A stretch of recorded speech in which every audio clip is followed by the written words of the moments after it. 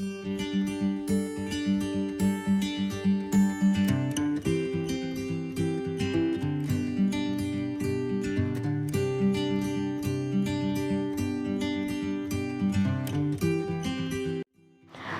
pagi, salam sejahtera bagi kita semua. Kami dari kelompok 7 Fakultas Hukum, Prodi Ilmu Hukum, mata kuliah Ilmu Negara yang beranggotakan Helba Juli Pautri, Eri Hartanto, Silvanus Weri, Manuel M. Apales, Tesalonika Olivia Azima Silaban, dan Ocha Devanovela. Kami akan menyampaikan materi tentang teori legitimasi kekuasaan. Kekuasaan dapat diartikan sebagai kemampuan seorang untuk mempengaruhi tingkah laku orang lain, sehingga orang lain menjadi sesuai dengan yang diinginkan oleh orang yang memiliki kekuasaan tersebut. Namun dalam mempelajari kehidupan politik, kekuasaan tidak hanya sebagai kemampuan untuk mempengaruhi orang lain, kan tapi juga dipandang sebagai kemampuan untuk mempengaruhi proses pembuatan kebijaksanaan yang mengikat seluruh anggota masyarakat. Suatu kekuasaan akan menculik sesuai kewenangan. Lewis dan Kaplan menyatakan bahwa kewenangan merupakan sebuah kekuasaan formal, atau dengan kata lain, wewenang merupakan kekuasaan yang memiliki kebebasan atau legitimasi. Kewenangan seorang belum lengkap jika seorang belum mendapatkan legitimasi. Legitimasi merupakan pemerintahan dan pengakuan masyarakat terhadap hak moral pemerintah untuk memerintah, membuat dan melaksanakan keputusan politik. Secara garis besar, legitimasi merupakan hubungan antara pemimpin dengan yang dipimpin. Hubungan ini lebih ditentukan oleh yang dipimpin, karena penerima dan pengakuan atas kewenangan hanya berasal dari yang diperintah. Secara umum, alasan utama mengapa legitimasi menjadi penting bagi pemimpin pemerintahan. Yang pertama, legitimasi akan mendatangkan kestabilan politik dari kemungkinan-kemungkinan untuk perubahan sosial. Pengakuan dan dukungan masyarakat terhadap pihak yang berwenang akan menciptakan pemerintahan yang stabil, sehingga pemerintah dapat membuat dan melaksanakan keputusan yang menguntungkan masyarakat umum. Pemerintah yang memiliki legitimasi akan lebih mudah mengatasi permasalahan daripada pemerintah yang kurang mendapatkan legitimasi. Adanya pengakuan seseorang terhadap keunggulan orang lain pada hakikatnya menunjukkan adanya kebahasaan atas keunggulan yang dimiliki pihak yang disebut belakangan. Pengakuan tersebut murni diperlukan karena tanpa adanya pengakuan tersebut, maka keunggulan yang dimiliki seseorang tidak mempunyai makna apapun. Menurut Gaetano Mosca, pengakuan terhadap keberadaan elit yang dapat dinyatakan sebagai suatu legitimasi yang diistilahkan sebagai suatu political formula, yang dimaksudnya adalah terdapatnya suatu keyakinan yang menunjukkan mengapa the rulers dipatuhi kepemimpinannya. Teori kedaulatan Tuhan, yaitu sebuah teori yang dikemukakan oleh tokoh penganut teori teokrasi.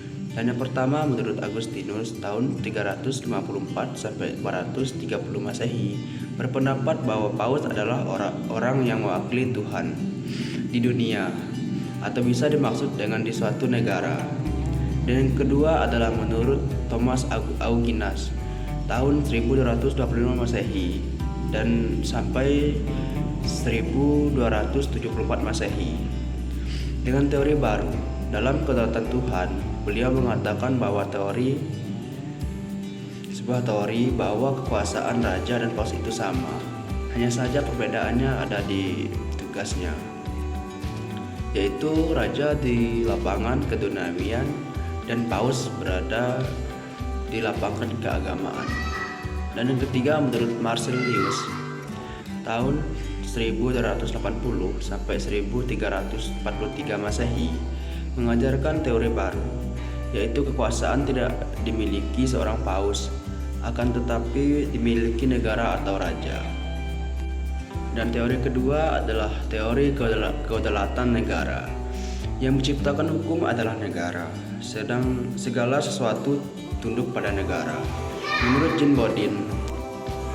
Dan teori yang kedua adalah teori kedaulatan negara. Yang menciptakan hukum adalah negara, segala sesuatu tunduk pada negara. Menurut Jean Bodin, kekuasaan tertinggi adalah kekuasaan untuk membuat hukum di dalam suatu negara dan sifatnya yang pertama permanen, artinya kedaulatan tetap ada selama negara itu tetap berdiri. Dan yang kedua asli, artinya kedaulatan tidak berasal dari kekuasaan lain yang lebih tinggi. Dan yang bulat, artinya kedaulatan tidak dapat dibagi-bagi karena akan mengaburkan sifat kedaulatan sebagai kekuasaan tertinggi. Dan yang keempat adalah tidak terbatas, artinya kedaulatan tidak dapat dibatasi oleh apapun dan oleh siapapun. Di sini saya akan menjelaskan tentang legitimasi kekuasaan, terutama tentang pemegang kekuasaan tertinggi. Pertama, saya akan menjelaskan tentang teori kedaulatan rakyat. Kekuasaan tertinggi adalah rakyat, jadi yang berdaulat adalah rakyat. Kedua, saya akan menjelaskan tentang teori kedaulatan hukum.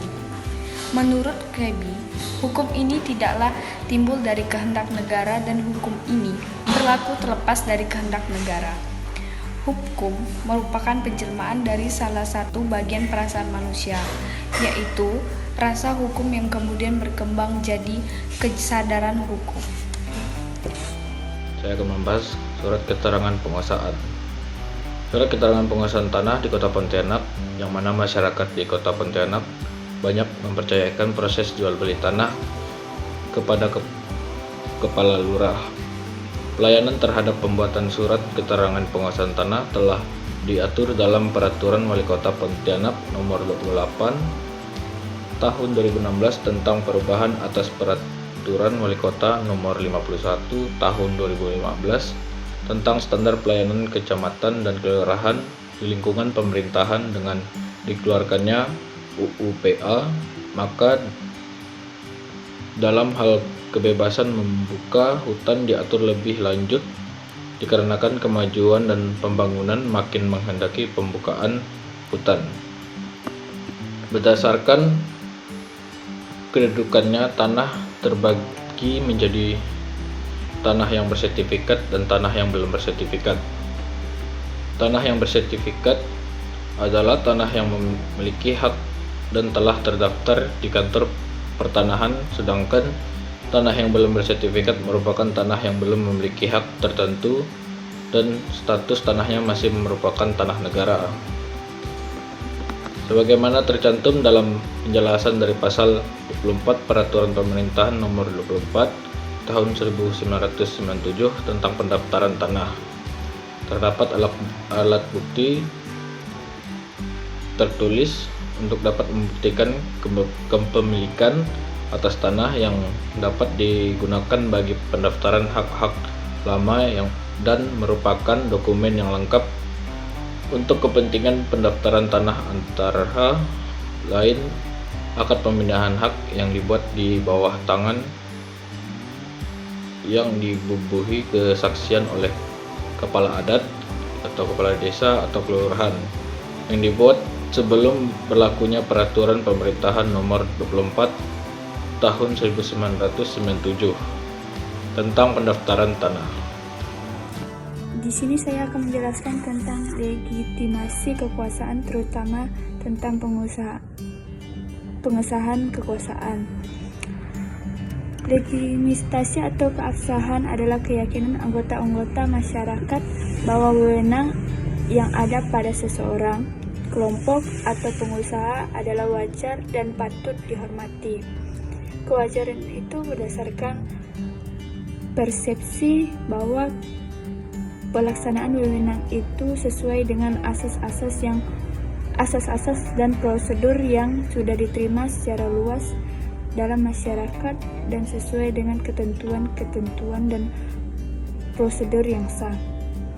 Keabsahan adalah keyakinan dari pihak anggota masyarakat bahwa sudah wajar baginya untuk menerima baik dan menaati penguasaan dan mematuhi tuntutan-tuntutan dari rezim itu.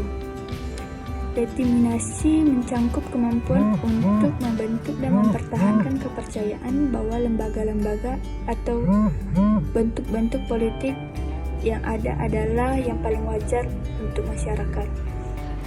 Sekian presentasi dari kelompok kami. Mohon maaf untuk kekurangannya. Terima kasih.